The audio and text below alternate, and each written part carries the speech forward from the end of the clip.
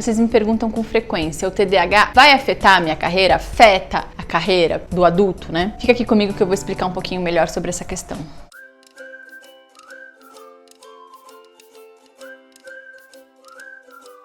Olá, eu sou a Lara Dalmeida, seja bem-vindo ao meu canal. Se você ainda não se inscreveu, se inscreva, ative o sininho de notificação porque você vai recebendo a informação aí a cada vez que eu postar um vídeo novo por aqui. Vamos lá, a pergunta é, os sintomas do TDAH vão afetar a minha vida profissional, a minha carreira?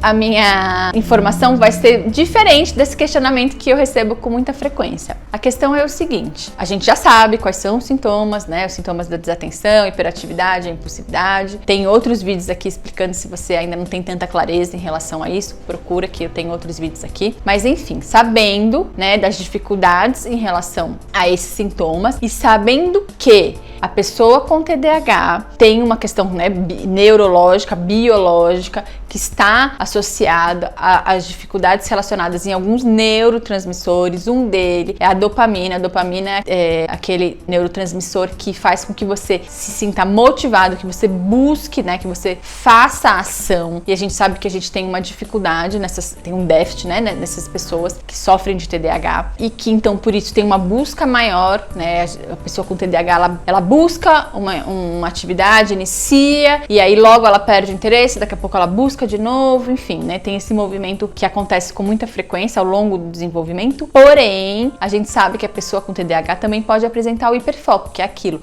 Eu estou tão motivada para aquela ação, para aquela atividade, e aí quando eu estou motivado, eu tenho, né, um aumento importante de dopamina, eu me mantenho naquela atividade e eu consigo permanecer por horas e horas e horas e horas e dias, enfim, né? Então, é bem comum que muitas pessoas com TDAH apresentem o hiperfoco. Ah, Lara, por que você está falando isso? Porque a gente pode e deve usar isso a seu favor quando a gente for pensar numa carreira profissional, por exemplo. Então, a gente já sabe que as pessoas com TDAH vão ter uma dificuldade maior em se engajar por mais tempo nas tarefas. No entanto, em alguns momentos ou para algumas atividades específicas, ela vai ter um engajamento maior, uma motivação muito maior, vai conseguir permanecer por um longo período de tempo naquela atividade. O que é a primeira coisa que você está aqui me ouvindo? Você precisa reconhecer quais são essas atividades, ou qual atividade, ou que tipo de atividade geralmente faz com que você permaneça mais tempo motivado. É uma questão relacionada a artes, a tecnologia, ao computador, às redes sociais. A gente já sabe que tem uma possibilidade enorme, por exemplo, de trabalho nessas áreas. Eu gosto muito da área de humanas, ou muito de exatas, enfim, muito na arte criativa, artística, então eu me motivo, eu consigo permanecer ali por muito mais tempo, me interessa. Então a primeira questão, a gente vai usar essa habilidade, esse interesse específico a seu favor quando a gente for pensar na carreira. Isso é fundamental. Lara, mas mesmo assim eu tenho hiperfoco, depois eu paro, depois eu volto.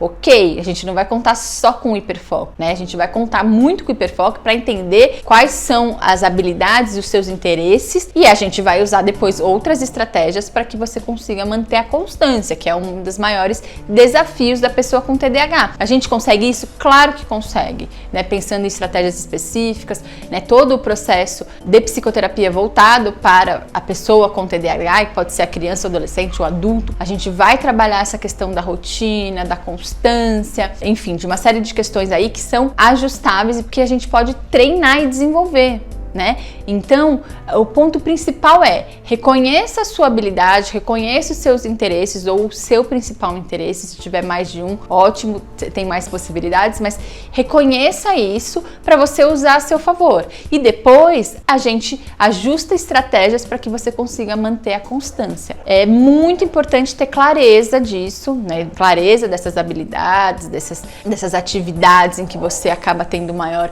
envolvimento, que permanece mais tempo motivado ou motivada, para que você consiga pensar como planejamento futuro. Lara, já estou mais velho, descobri o TDAH agora mais velho, mais velha. Não tem problema nenhum, muito provavelmente você consegue parar um pouquinho, pensar no seu histórico, pensar em algumas atividades, eu tive muitas profissões, eu tive muitos... Ok, mas de um modo geral você lidava com pessoas? De um modo geral todas essas atividades eram atividades mais backstage, que então não tem um contato direto com as pessoas? Dá pra gente olhar pro seu histórico também e identificar. Tenho mais facilidade na comunicação, atendimento ao público? Não. Tenho uma facilidade maior para trabalhar sozinho, para não trabalhar em equipe? Enfim, a gente consegue avaliar e entender, né? Você consegue pensar aí, por mais que você já tenha uma idade mais avançada e já tenha outros tipos de trabalho. Para quem é jovem, comece a observar e buscar dentro das suas habilidades. Você que é mais velho, pensa aí uma retrospectiva do que já viveu até hoje, de quais foram os trabalhos e quais atividades acabou se desempenhando da melhor forma possível. Não conte só com o hiperfoco, porque a gente vai depois pensar em estratégias. Você pode desenvolver estratégias, principalmente para manter a constância, tá bom? Espero que esse vídeo possa te ajudar bastante. Se você gostou, deixa o like. Se você tiver dúvidas, comenta aqui comigo. Até a próxima!